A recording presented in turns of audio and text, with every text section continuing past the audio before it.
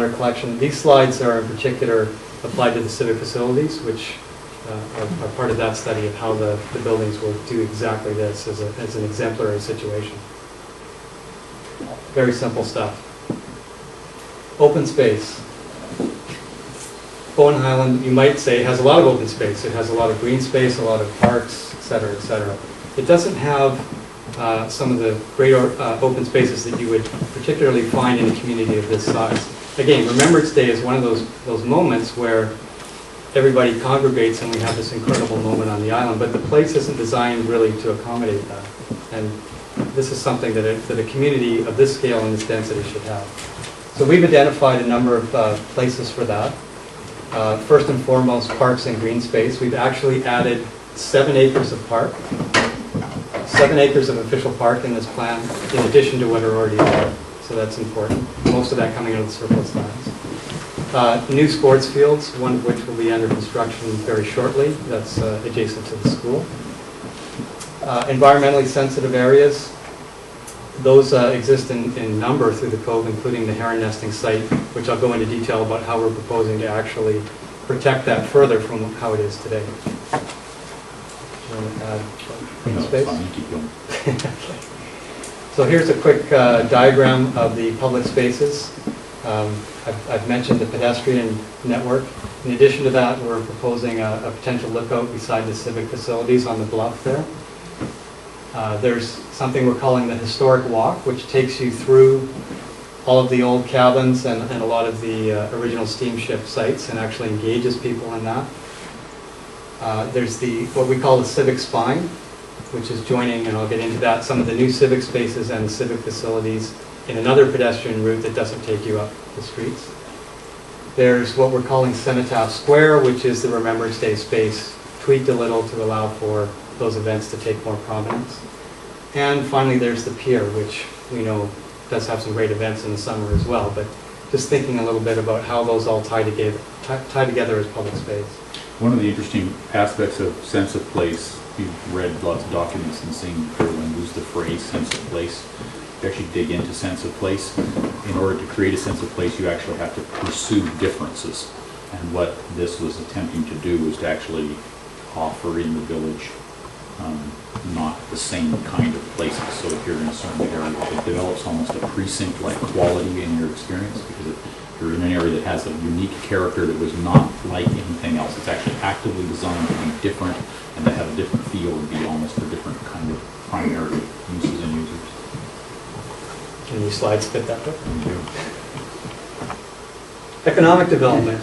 This is obviously critical to anything we're going to do in the Cove.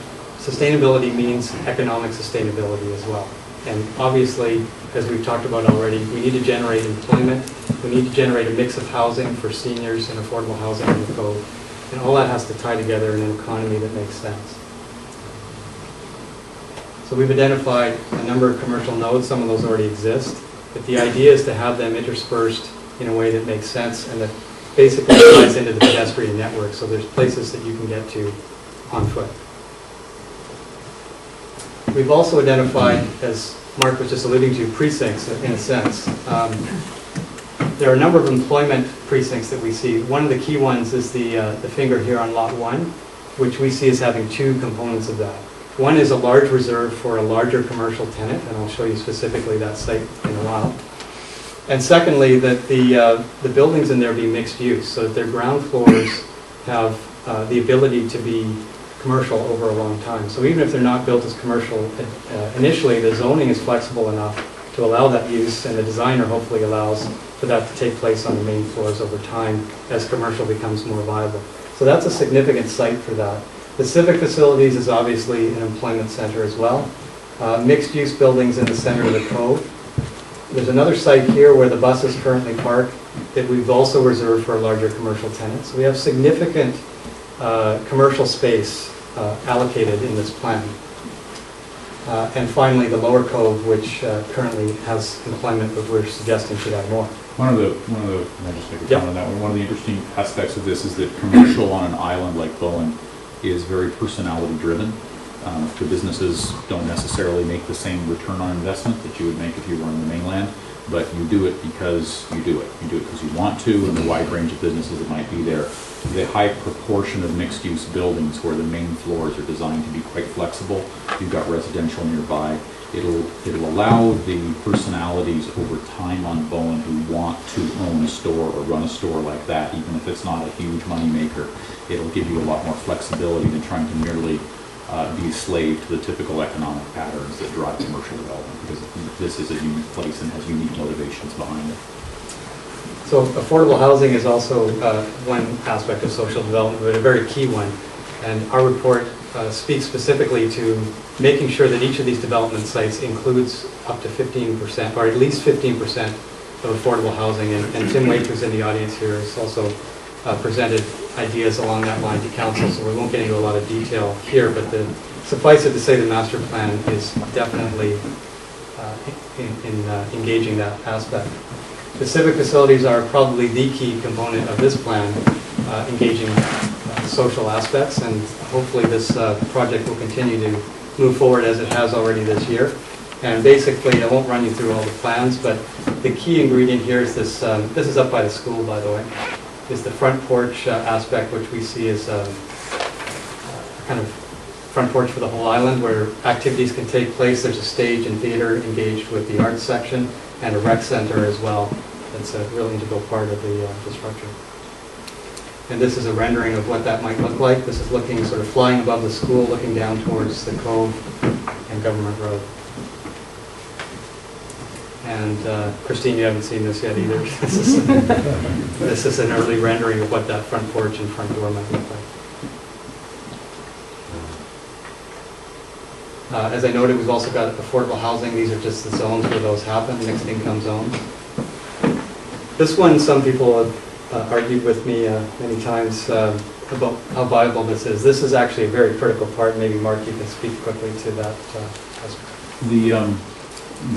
We talked lots together when we were doing the sustainability strategy and the other work around the future of food, and at the same time the recognition that Bowen Island, with its soils and its sun and its weather, etc., isn't, you know, this isn't the Fraser Valley.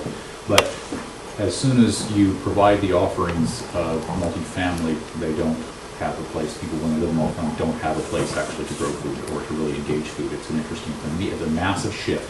If you live here, you like the earth, you want to be part of it, and then decide you don't want to take care of a big place and you move into multifamily, or you're trying to get started as a single family getting started at the entry level.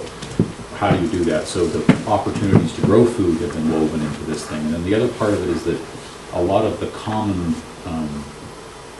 the things we share collectively when we're in space, it's an interesting thing to think of. A lot of the renderings that we do in the planning and design professions is we fill empty spaces full of people. We have no idea what they're doing. We generally draw them walking from here to there. If you actually want to have people in the space, you have to have them doing something. And food and art are two of the #1 things that we can actually engage each other in some kind of meaningful way. We strike up conversations. There's some common ground there. And so this layering of the food agenda and not forgetting it the way our planning profession has done in the last 100 years, has just walked away from it, is a learning process to me to weave this back into the experience of what Bowen is. So that's it for the goals. The public input aspect, as I've noted, we've engaged a lot of the community. We've certainly engaged many of the faces in this audience at a previous meeting, actually 2 meetings. And we've listened to those things. We've listened to the input from people.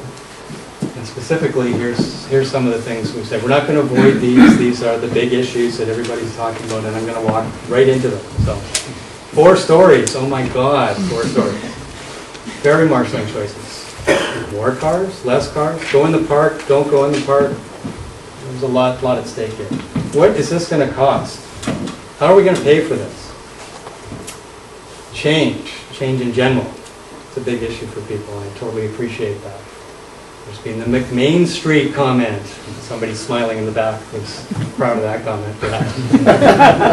There's the civic functions on private lands debate. I can't possibly do justice to all of these, but if you haven't already got these in your question pool, feel free to bring them up later. And many others. The first 2 are slightly bigger font because I'm going to walk right into those. So density and height. This is a diagram that my dear friend Esteban has created. This